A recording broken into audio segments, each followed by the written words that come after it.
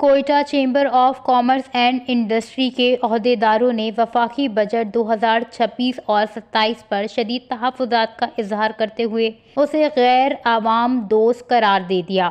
Quetta press conference کرتے ہوئے صدر chamber of commerce Ayub Mirani نے کہا کہ اگر بجٹ واقعی عوام دوست ہوتا تو ٹیکسوں میں کمی کی جاتی، تاہم حکومت نے ایک روایتی بجٹ پیش کیا ہے جس سے مہنگائی اور غربت میں مزید اضافہ ہو سکتا ہے۔ انہوں نے کہا کہ کوئٹہ چیمبر کی جانب سے پیش کی گئے بجٹ تجاویز پر عمل درآمد نہیں کیا گیا۔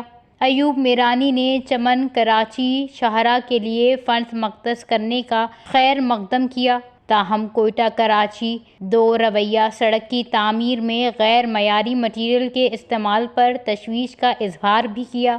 صدر چیمبر کا کہنا تھا کہ چھوٹے دکانداروں کو ٹیکس نیٹ میں لانے کی حمایت کرتے ہیں کیونکہ اس اقدام سے معیشت پر مثبت اثرات مرتب ہوں گے۔